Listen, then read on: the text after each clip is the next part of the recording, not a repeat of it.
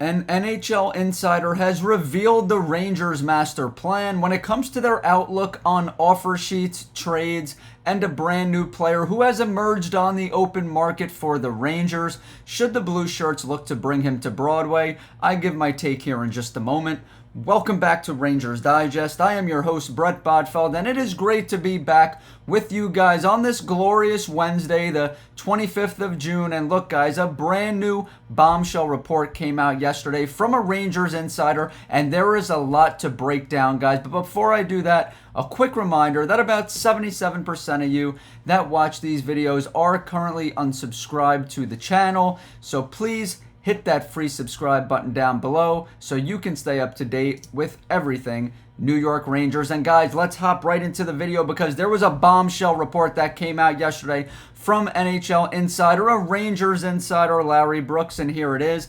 Bald Panarin on X, a great account. He has some tidbits here from Larry Brooks' report in the New York Post. Let's break it down one by one as we have 4 bullet points here. The first one, they will not be offer sheeting anyone. And guys, this is a good thing and a bad thing. Let's talk about the bad news first. So when it comes to offer sheets, JJ Peterka and Marco Rossi come to mind. Obviously, JJ Peterka wants out of Buffalo, but Buffalo doesn't want to trade him. And Marco Rossi wants out of Minnesota, but Minnesota has been hesitant to give up Marco Rossi as well. So now with the Rangers' cap flexibility, they were able to be very, very aggressive when it comes to the offer sheet market because, like I said, they have a lot of flexibility and they could pose a lot of threats when it comes to signing bonuses, guys, on those offer sheets. And when it comes to those signing bonuses on the offer sheets, that is a real threat to small market teams like Buffalo and Minnesota. So New York certainly would have had an edge there, but as you can see from that Larry Brooks report, the Rangers won't be too aggressive on the offer sheet market. But the good news is that it looks like Will Cuylle will be returning to New York. There is no deal in place yet, but as you can see, the Rangers will not look to let Will Cuylle get to offer sheet territory. They are going to want to lock him up on that bridge deal, coming off a 6-figure contract at $828,000 AAV. They are going to want to lock him up to that bridge deal to reward him for his play thus far, more than doubling his points from the prior season, going from 21 points to 45 points this past season. And the Rangers are going to want to lock him up from anywhere 2 to 3 years for about $3 million to $3.5 million. And like I said, they do not want to let that get to offer sheet territory because, look, is Will Cuylle worth $5-6 million? Absolutely, but why spend more when you don't have to? So just get that deal done, guys. Moving right along here. Number 2, few serious offers for K'Andre Miller. A 1-year deal is possible to come back to the Blue Shirts. Let's get into a quote here from NHL Premium Insider Frank Saravalli. He says 12 to 15 teams are interested in K'Andre Miller. So as you can see, the guys, there is a conflicting report there. So Larry Brooks is saying yesterday that there are few serious offers for Miller, but as you can see from Frank Saravalli, he says 12 to 15 teams are interested in Rangers K'Andre Miller. So Larry Brooks is saying that there's not much serious interest, but Saravalli is saying there's a ton of interest. But look, as we move along here, to Vince Mercogliano from yesterday as well. This is the caveat. He says the Rangers are seeking their final and best offers this week for K'Andre Miller. So what Saravalli is talking about when it comes to 12 to 15 teams being interested in K'Andre Miller, they can just be doing their due diligence. But what Larry Brooks is talking about with few serious teams being interested, that goes back to what Vince Mercogliano is saying, that the Rangers are seeking their final and best offers because they want to see who is actually interested in making a trade for K'Andre Miller. Not just teams checking in, like Saravalli said, 12 to 15 teams are interested. That could just be teams doing their due diligence and checking in to see the availability of K'Andre Miller and maybe if they can buy low on him since the Rangers obviously want to move on from him. So let's move right along. Bullet point number 3.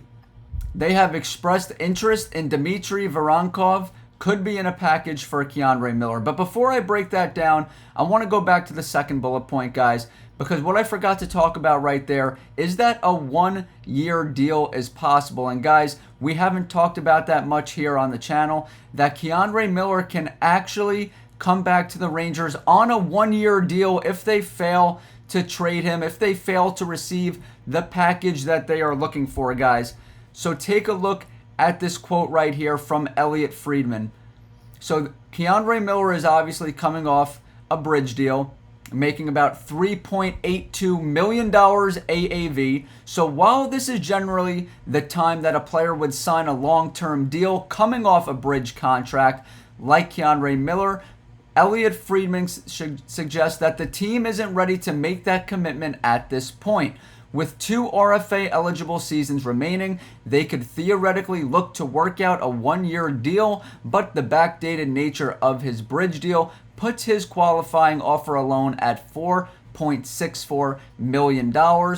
Between that and Miller being eligible for salary arbitration, even a 1-year deal might be costlier than they can afford. And guys, that is just simply not true. The Rangers would absolutely be able to afford K'Andre Miller on that 1-year deal at $4.64 million, which would actually be an upgrade from what he is making currently, and it could go even beyond that $4.64 million.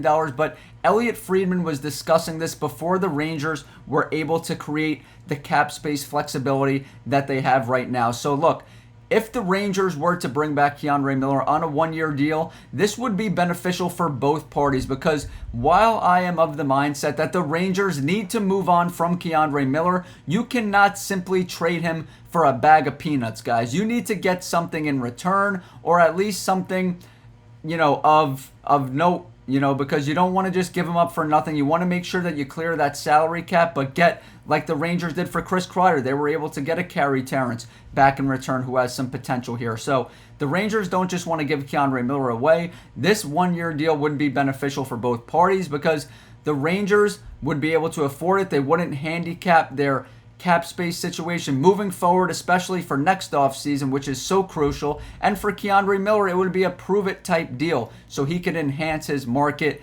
next offseason. So this would be beneficial for both parties. And K'Andre Miller, while I want to move on from him, he has been solid as a New York Ranger. He's been on the decline the last 3 seasons, but every year since he's been here, he's been a top 4 defenseman. And the last 4 seasons, he's been in triple digits when it comes to hits. So that certainly can't go unnoticed and under the radar, guys. Going back to Bald Panarin here, to that third bullet point, once again, they have expressed interest in Dmitry Voronkov from the Columbus Blue Jackets. Could be in a package for K'Andre Miller. And Dmitry Voronkov is certainly a new name that we haven't spoken about here yet on the channel. And this is interesting if the Rangers were able to swing a trade for Voronkov from the Blue Jackets, because if you inserted him at left wing on that third line, this would totally change the dynamic of the New York Rangers.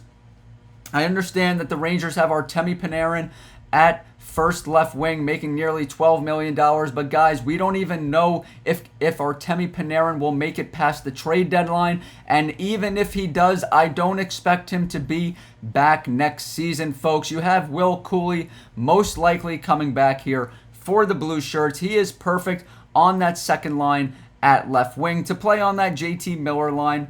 And then just look at that upgrade that Voronkov would be on the third line. You put him there instead of Parsonen. He is a 24-year-old who is physical, standing 6 feet 5 inches tall at 240 pounds. And look, on the channel, I have compared Will Cooley to Chris Kreider because I think he plays a similar type of offensive game. But when I look at Dmitry Voronkov, he really is similar to Chris Kreider, even more so than Will Cooley, I would say.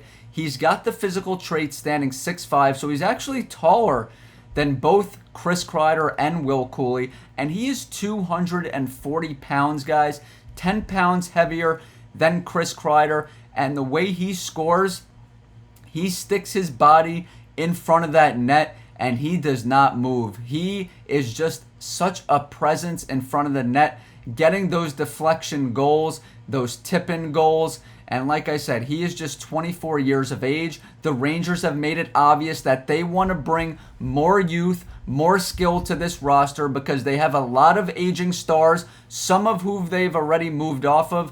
But the Rangers aren't looking to rebuild, guys. They are looking to retool. And the way you do that is bringing in young players that are not question marks, that are established players in this league. And Dmitry Voronkov continues to show growth and improvement, and I would absolutely be open to bringing him in, guys. He is a very, very good player.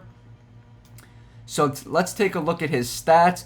Made his debut in the NHL the 2023-2024 season. As you can see, had a solid rookie year with 34 points, but look at the growth he showed last season in his second year, increasing both his goal total, his assist total, his point total.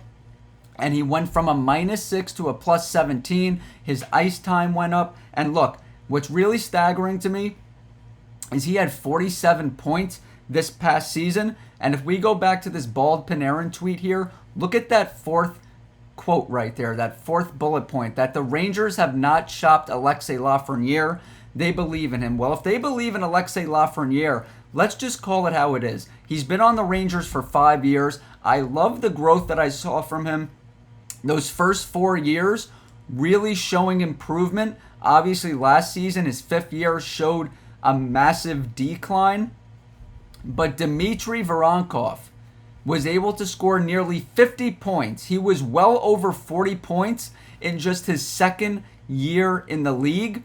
To put it in perspective, Alexis Lafreniere did not accomplish that feat until his 4th season in the NHL. And this is a guy that is a former first overall pick in the 2020 draft. So that just goes to show you that Voronkov is a very, very good player. What he did in his second year, Alexis Lafreniere, a can't-miss #1 overall prospect, didn't accomplish until his 4th season in the NHL. But as you can see there from Larry Brooks, the Rangers believe in Alexis Lafreniere. They will not trade him for nothing. And look, he is a good player. I don't see him ever turning into a star or a superstar. Like I said, I would trade him in the right deal.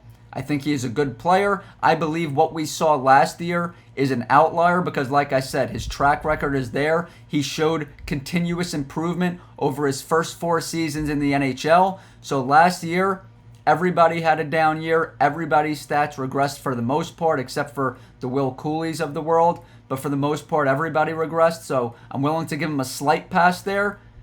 He is a good player, but he's not elite in any category in my mind, and he's already entering his 6th year. That is a problem. He's already been here for more than half a decade. But there you have it, guys. Those are the tidbits from Larry Brooks, a guy who is very in tune with the New York Rangers insider. I want to hear what you guys have to say down below. As you can see here, all these 4 bullet points, I want to hear your thoughts in the comment section. And we are going to be live streaming sometime today around 4:30 Eastern time. So make sure you tune into that. We're going to have live streams coming your way every Wednesday. Daily content continuing to come out. Put your comments down below. And once again, if you haven't hit that free subscribe button, hit that free subscribe button so you can stay up to date with everything New York Rangers.